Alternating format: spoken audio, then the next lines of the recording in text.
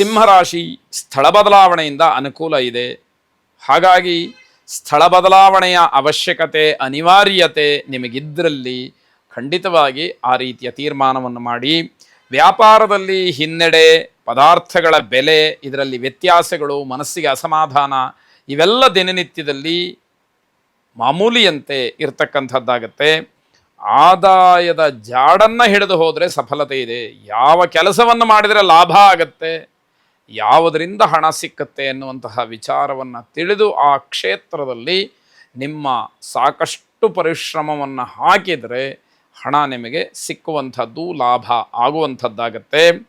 ಮಾನಸಿಕವಾಗಿ ಸಮಾಧಾನ ಇರುವುದಿಲ್ಲ.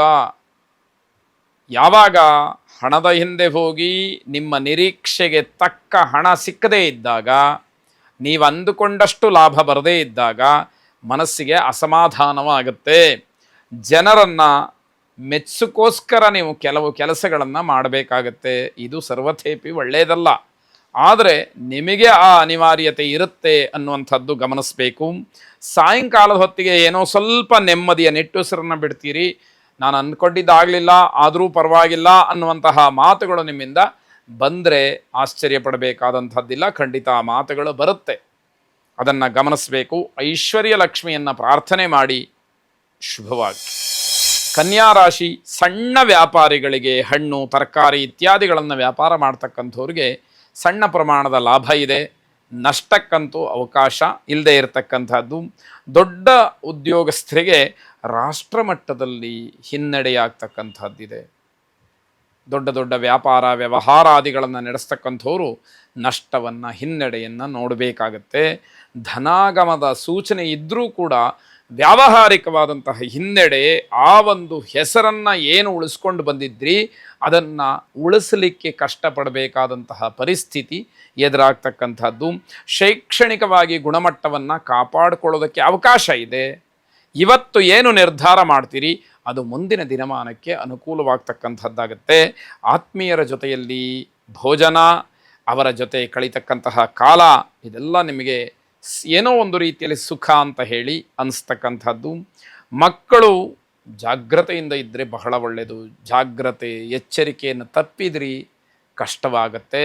ನೀವು ಅನುಭವಿಸಬೇಕು. ತಂದೆ ತಾಯಿಗಳಿಗೂ ಕೂಡ ಅದು ಕೆಟ್ಟ ಹೆಸರಾಗತ್ತೆ. ಸುಬ್ರಹ್ಮಣ್ಯ ಸ್ವಾಮಿಯನ್ನು ವಿಶೇಷವಾಗಿ ಪ್ರಾರ್ಥನೆ ಮಾಡಿ. ಶುಭವಾಗಿ.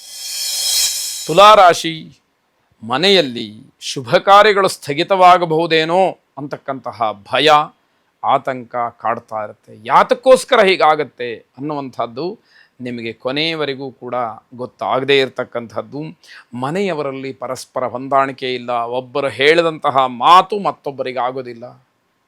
ಈ ರೀತಿ ವಿರಸ ಭಾವನೆ ಮನೆಯ ಸದಸ್ಯರಲ್ಲೇ ಇದ್ದುಬಿಟ್ರೆ ನಾವು ಕಾರ್ಯವನ್ನು ಮಾಡೋದಾದರೂ ಹೇಗೆ, ಒಳಿತನ್ನು ಬಯಸೋದಾದರೂ ಹೇಗೆ ಅನ್ನುವಂಥದ್ದು ಪ್ರಶ್ನೆಯಾಗುತ್ತೆ. ಸಾಲದ ವಿಚಾರದಿಂದ ತೊಂದರೆ ಮಾಡ್ಕೊಳ್ತೀರಿ. ವ್ಯವಹಾರದಲ್ಲಿ ಸಣ್ಣ ಪುಟ್ಟ ಬದಲಾವಣೆ ಆಗುತ್ತೆ. ಇದೂ ಕೂಡ ಅಸಮಾಧಾನ. ಲೆಕ್ಕ ಪರಿಶೋಧಕರಿಗೆ ಲಾಭದ ದಿವಸ. ಹಾಗೆ ಹವಾಮಾನ ವೈಪರೀತ್ಯದಿಂದ ಆರೋಗ್ಯದಲ್ಲಿ ವ್ಯತ್ಯಾಸ.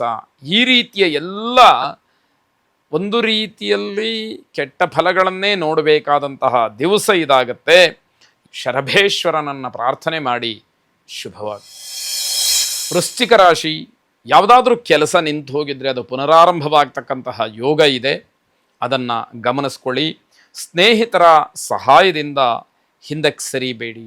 ಸ್ನೇಹಿತರು ಏನೋ ಸಹಾಯ ಮಾಡ್ತೀವಿ ಅಂತ ಬಂದಾಗ ಬೇಡ, ನಿನ್ನ ಸಹಾಯದ ಅಗತ್ಯತೆ ಇಲ್ಲ ಅಂತ ಹೇಳಿ ದೂರೀಕರಿಸ್ತಕ್ಕಂಥದ್ದು ಬೇಡ.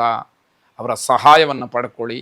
ಅದು ನಿಜವಾಗ್ಲೂ ಕೂಡ ನಿಮಗೆ ಅಗತ್ಯಕ್ಕೆ ಬರುತ್ತೆ, ಉಪಯೋಗಕ್ಕೆ ಬರುತ್ತೆ ಅಂತ ಹೇಳಬೇಕು. ಚಿತ್ರರಂಗದವರಿಗೆ ಉತ್ತಮವಾದಂತಹ ಕಾಲ. ಅಲ್ಲಿ ಕೆಲಸ ಮಾಡ್ತಕ್ಕಂಥವರು, ನಟರು ಎಲ್ಲರಿಗೂ ಕೂಡ ಅನುಕೂಲವಾಗ್ತಕ್ಕಂಥದ್ದು. ಗುತ್ತಿಗೆದಾರರಿಗೆ ಮಾತ್ರ ಹಿನ್ನಡೆಯಾಗ್ತಕ್ಕಂಥದ್ದಿದೆ. ಕಾಂಟ್ರಾಕ್ಟರ್ಸ್ ಏನಿದ್ದಾರೆ ಅವರಿಗೆ ಹಿನ್ನಡೆಯಾಗುತ್ತೆ. ಅನುಭವಿಗಳ ಮಾತು ವಿರುದ್ಧವಾಗಿ ಪರಿಣಮಿಸುತ್ತೆ. ಅನುಭವಿಗಳು ಏನೋ ಮಾತನ್ನು ಹೇಳ್ತಾರೆ, ಏನೋ ಸೂಚನೆಯನ್ನು ಕೊಡ್ತಾರೆ, ತಿಳುವಳಿಕೆಯನ್ನು ಹೇಳ್ತಾರೆ, ಮಾರ್ಗದರ್ಶನ ಮಾಡ್ತಾರೆ. ಈ ಮಾರ್ಗದಲ್ಲಿ ಹೋದರೆ ಒಳ್ಳೆಯದು ಅಂತ ಹೇಳಿ ಸಲಹೆಯನ್ನು ನೀಡ್ತಾರೆ. ಆದರೆ ಅದು ಯಾಕೋ ವಿರುದ್ಧವಾಗಿ ಫಲವನ್ನು ಕೊಡುತ್ತೆ ಅಂತ ಅರ್ಥ. ಹಣದ ವಿಚಾರದಲ್ಲಿ ಕೋಪ ಬರುತ್ತೆ. ದುಡ್ಡು ಕಾಸಿನ ವಿಷಯ ಬಂತು ಅಂದರೆ ಸಿಟ್ಟು ಪ್ರಾರಂಭವಾಗ್ತಕ್ಕಂಥದ್ದು. ಗುರು ದತ್ತಾತ್ರೇಯರನ್ನು ಪ್ರಾರ್ಥನೆ ಮಾಡಿ. ಜಟಾಧರಂ ಪಾಂಡುರಂಗಂ ಶೂಲಹಸ್ತಂ ಕೃಪಾನಿಧಿಂ ಸರ್ವರೋಗಹರಂ ದೇವಂ ದತ್ತಾತ್ರೇಯಮಹಂ ಭಜೆ ಎಂಬ ಪ್ರಾರ್ಥನೆ ನಿಮ್ಮದಾಗಿರಲಿ. ಶುಭವಾಗಿ.